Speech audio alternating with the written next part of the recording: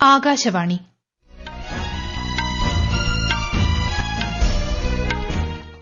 നമസ്കാരം. വാർത്തകൾ വായിക്കുന്നത് ഗീതു പ്രകാശ്.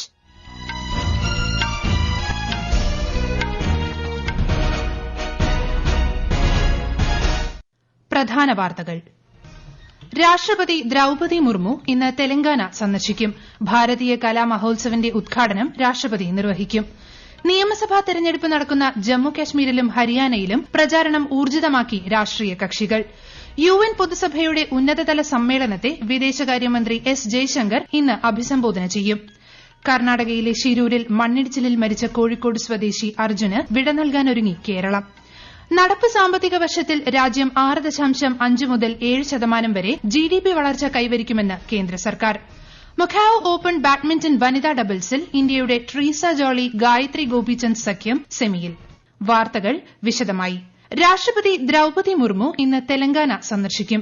ഹൈദരാബാദിലെ നൽസർ യൂണിവേഴ്സിറ്റി ഓഫ് ലോയുടെ 21ാമത് ബിരുദദാന ചടങ്ങിൽ രാഷ്ട്രപതി പങ്കെടുക്കും.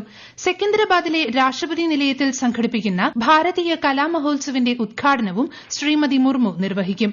8 ദിവസം നീണ്ടുനിൽക്കുന്ന കലാമഹോത്സവത്തിൽ വടക്കുകിഴക്കൻ സംസ്ഥാനങ്ങളിലെ കല, സംസ്കാരം, കരകൌശല വസ്തുക്കൾ എന്നിവ പ്രദർശിപ്പിക്കും. 8 സംസ്ഥാനങ്ങളിലെ ഗവർണർമാരും കേന്ദ്രമന്ത്രിമാരും പരിപാടിയിൽ പങ്കെടുക്കും. പ്രധാനമന്ത്രി നരേന്ദ്രമോദിയുടെ പ്രതിമാസ പ്രഭാഷണ പരിപാടി മൻ കി ബാത് നാളെ രാവിലെ 11 മണിക്ക്. പരിപാടിയുടെ 114ാം പതിപ്പാണിത്. ആകാശവാണിയുടെയും ദൂരദർശന്റെയും എല്ലാ ശൃംഖലകളിലൂടെയും പരിപാടി തത്സമയം കേൾക്കാവുന്നതാണ്. തുടർന്ന് പരിപാടിയുടെ മലയാളം പരിഭാഷയും ഉണ്ടായിരിക്കും. നിയമസഭാ തെരഞ്ഞെടുപ്പ് നടക്കുന്ന ജമ്മു കശ്മീരിലും ഹരിയാനയിലും പ്രചാരണം ഊർജിതമാക്കി രാഷ്ട്രീയ കക്ഷികൾ. ജമ്മു കശ്മീരിൽ തെരഞ്ഞെടുപ്പിന്റെ 3ാമത്തെയും അവസാനത്തെയും ഘട്ട പ്രചാരണമാണ് നടക്കുന്നത്.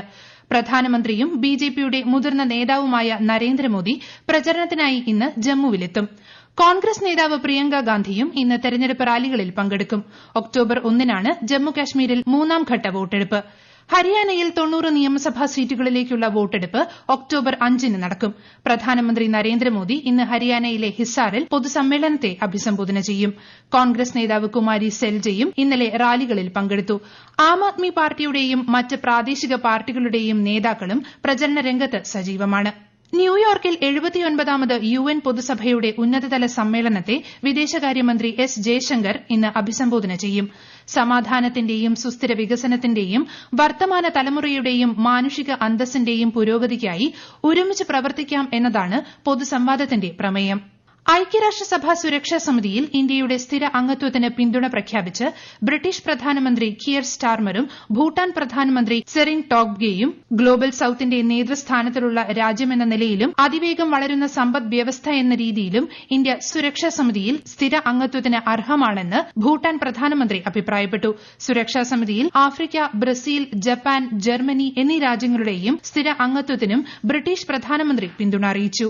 ഈ സാമ്പത്തിക വർഷത്തിൽ ഇന്ത്യ 6.5 മുതൽ 7% വരെ മൊത്ത ആഭ്യന്തര ഉൽപാദന വളർച്ച കൈവരിക്കുമെന്ന് കേന്ദ്ര സർക്കാർ. ഓഗസ്റ്റ് മാസത്തെ പ്രതിമാസ സാമ്പത്തിക അവലോകനത്തിലാണ് ധനമന്ത്രാലയം ഇക്കാര്യം വ്യക്തമാക്കിയത്. വിശദാംശങ്ങളിലേക്ക്.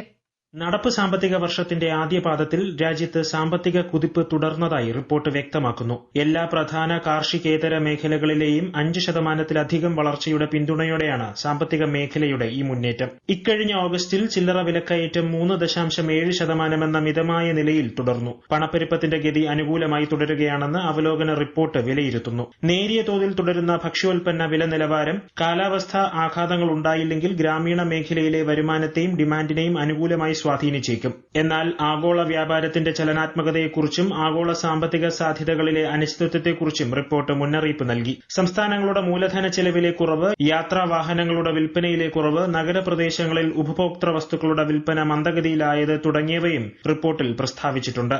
News desk, Akashvani.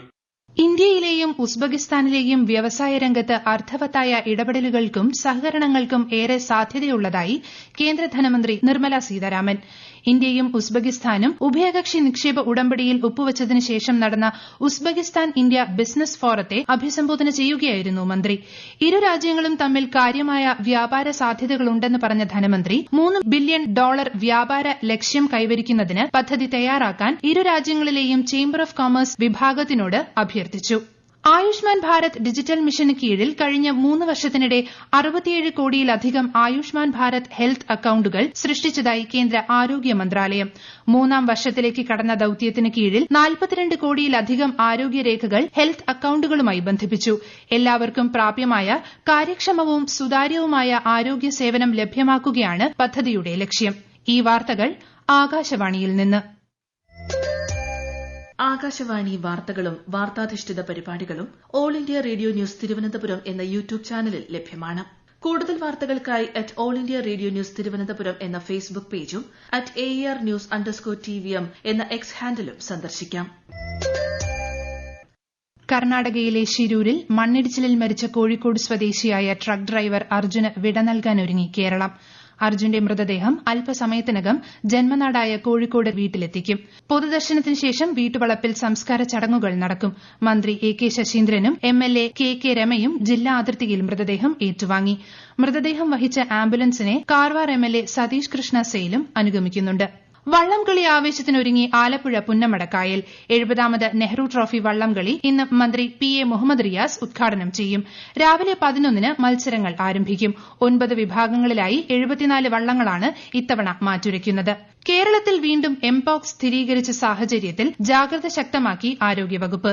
രോഗിയുമായി സമ്പർക്കത്തിൽ വന്നവരുടെ സമ്പർക്ക പട്ടിക തയ്യാറാക്കി പ്രതിരോധ പ്രവർത്തനങ്ങൾ ശക്തമാക്കിയതായി ആരോഗ്യമന്ത്രി വീണ ജോർജ് പറഞ്ഞു.